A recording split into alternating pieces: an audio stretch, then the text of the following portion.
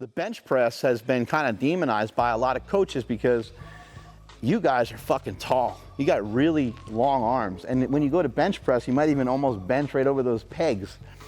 Your arms are super long, and so your arm has to travel really far back behind your body.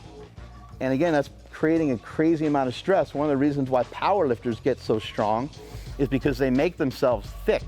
A guy that's 5'6" might weigh 230 or 240 pounds as a powerlifter to kind of fill out that space, and they'll have this like tiny little bench stroke.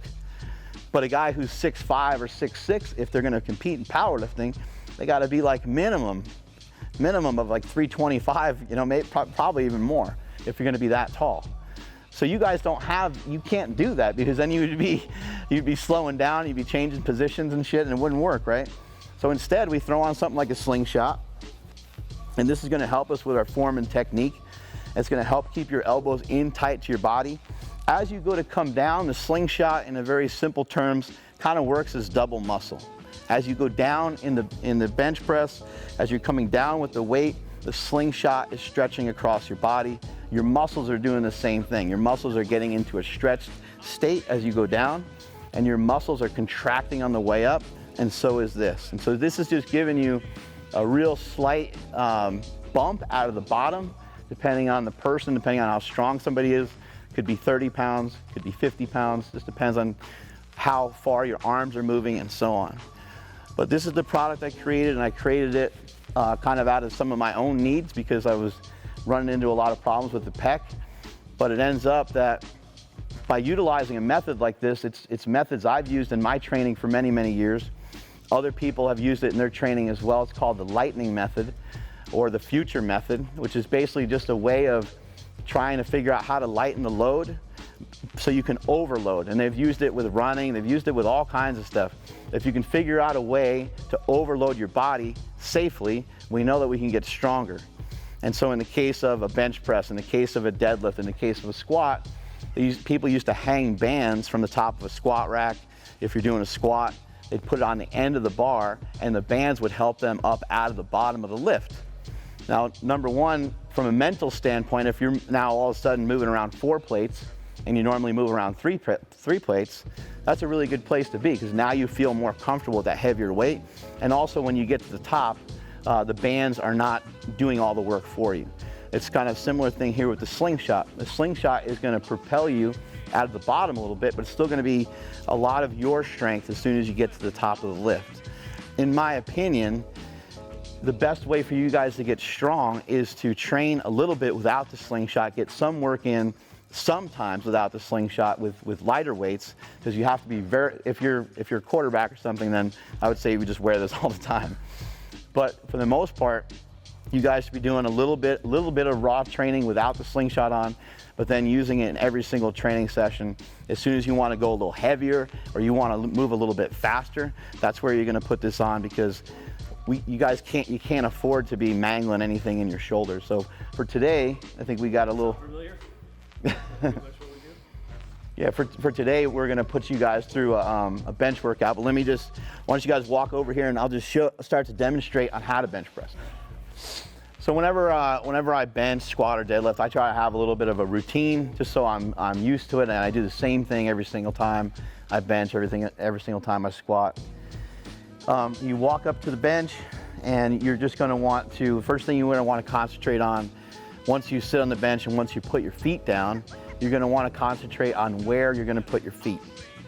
Concentrate on where you're going to put your feet. The next thing I like to do is I like to lay completely flat on the bench, because I think everyone can understand what flat means. Sometimes when I'm telling somebody to arch, they look at me like I got 2 heads. I'm like, hey, arch your back. You guys are athletes, so you get it, and you probably are already able to kind of move around your thoracic spine a little bit and figure some of that out. But I like to lay flat to start. The next move is to just pull the shoulders down and back, and you're trying to almost tuck your shoulders into your back pocket. We're not trying to arch the lower back much. We're trying just to keep the upper back rigid, and we're trying to keep the upper back in a good upright posture. Arch in the lower back, some powerlifters do it. I don't think it's necessary for you guys. Probably more dangerous than anything else. I would say that I know it can be a pain in the ass because, like, timing wise, it takes a little longer, but I would suggest trying to protect yourselves as much as you can. Wrist wraps, elbow sleeves. I sell all that stuff, so of course I'm going to promote it, but I've used it myself for years, and it's something that's helped me stay in the game and something that's allowed me to do what I love to do for so long.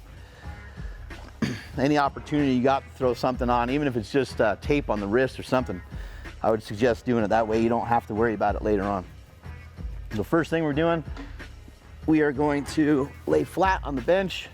This is flat. This is kind of the worst position to bench from because I'm going to be pushing way too far. You see how far off the bench my shoulder is right here? This would be the worst way to do it. We want to be short, so we want to pull everything down here. And if we have our slingshot on, you can actually even use a slingshot to kind of teach and promote you pulling your elbows down a little bit. So you're here, you just kind of pull them down and in, and this would be the position. I always like to use the barbell to get in position so my feet feel like they're comfortable where they're at. I grab a hold of the bar, and when I use the bar to get in position, all I'm going to do is just take my upper back, just pinch it together, and just kind of roll down a little bit. And now I'm pushing my feet, and I'm trying to push like I'm doing like a leg extension. I'm pushing towards my beautiful spotter over here, Jessica Smith, who, by the way, is no, never mind. Here we go. So she's gonna lift the weight out to me because she's gonna be my little helper, right? Oh, 1, 2, 3, up. So from here, we're gonna bring the elbows in to the body. We're not trying to push them way out like this. We're staying in close, and we're just trying to keep the chest up. For me, I don't arch a lot. I'm not very mobile or flexible, so it would be kind of hard for me to demonstrate that anyway, but just keep the legs tight the whole time. Legs are flexed, your butt's on the bench. As you go to press the weight, you're gonna actually push up and back a little bit. So you'll notice that I'll touch the weight below where the slingshot is. Yep, I'll touch the weight below where the slingshot is, about right there. And then as I push, I'm gonna push back up over where the slingshot is. So it's in a little bit of an arc.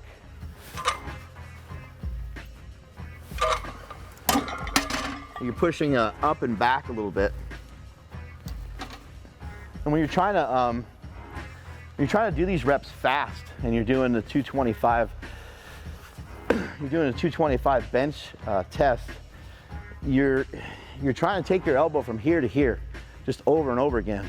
And really that's what it'll end up looking like when you get a good rhythm and you start getting it going really fast. A guy I used to train with, he did, I don't know if you ever meet Ron Fedko? No. Ron Fedko, he did 225 for 64 reps. I still never heard anybody doing any more. I mean, he was fucking insane, but I was able to. Not bad, not bad. It was the bar. The cool thing is you can make pretty good improvements on it in a short period of time. The time dumbbell stuff, I'm going to show you guys a little bit of that work in a minute. Yeah, those are brutal. Anything that you can do, like even something like push-up, if you can just do push-ups fast and you can try to explode into them, all these things are going to help your relative strength and help your general physical preparedness, which is just your ability to adapt and to recover from each one of these workouts. Any little things like that that you can add in that's not going to be too stressful or too harmful will help you bring up your 225 bench. Many years ago, I did a 225 bench for I think I was like 18 or 19. I did it for like 16 reps or something like that. Keep in mind, I was already lifting for a long time. Then I started to work on some reps, and I ended up doing 41 reps. But it was like in a really short period of time. My main focus was always strength. I never really worked on anything like that before, but what I learned from it was and what we're gonna work on today, is the rhythm of it is really important. The cadence of it is really important. Catching the weight in the right spot is really important. and you could be losing time, you could be losing some energy. And I think, you know, having those elbows come in and corkscrewing them out with every time, and thinking about almost throwing a punch, like your punch doesn't have to be so crazy from the start, but you want to end with something sharp, and you want to end with a good snap. One thing for you guys, probably the biggest caution I'd have is you've got to be careful your elbows don't come in too much because of how tall you are. For me, I'm shorter, and even if I put my elbows in, I'm so jacked and so muscular that it just rests on my lats. So I can't move very well, but for other guys, you're gonna be in this like weird pterodactyl position at the bottom, which is not very powerful. So let's get you guys to, we're gonna have you guys warm up, and we're gonna have you guys do some slingshot bench. You're gonna be benching with a slingshot on, and you got 3 different sets laid out for them, right?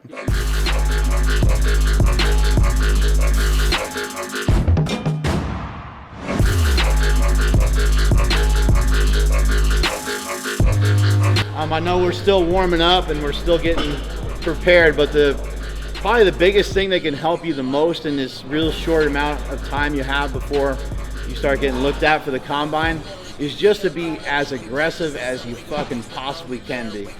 Like, think about being violent. Think about trying to like rip the fucking bench apart. Even if you're not strong, just think about, like, if you're not as strong as you want to be yet, or whatever the case is, still try to think about being explosive. A lot of it's about the intent.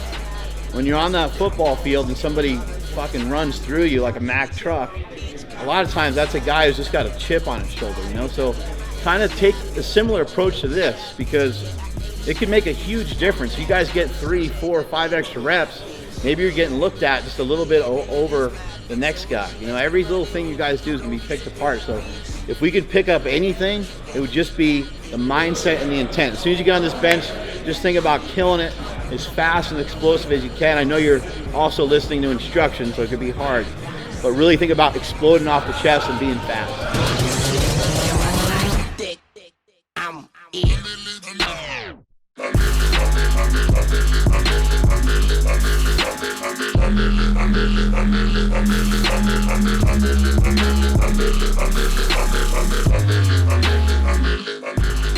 So today has been kind of a tradition that we started with Mark coming and giving the NFL pre-draft class a lecture. So giving his experience, you know, with everything he's gone through in his life, and then giving a little bench clinic. And so I think it's incredibly valuable. We're so lucky to have him. The guys respond in such a great way, you know, and all of the things that we preach about accountability and making sure that, you know, you are what we call a pro's pro, that you have the ability to kind of biohack and solve problems and work hard, irrespective of what situation you're in, you know, that you're accountable for your success. It's really the driving message that we try to put into them, and Mark just comes and reinforces. I would expect that we're looking at somewhere between 8 and 9 being drafted out of this class, which is the largest we've ever had. We've had 4 drafted, and we've had 5 combine invites before. So this is a great opportunity for us to kind of showcase what these guys can do from a quantitative standpoint. So if their NFL film is their GPA, this is their SAT or ACT score. So it gives them like an opportunity to show them the NFL, how athletic they are, how fast they are, how much they've studied these lateral drills and practiced these lateral drills.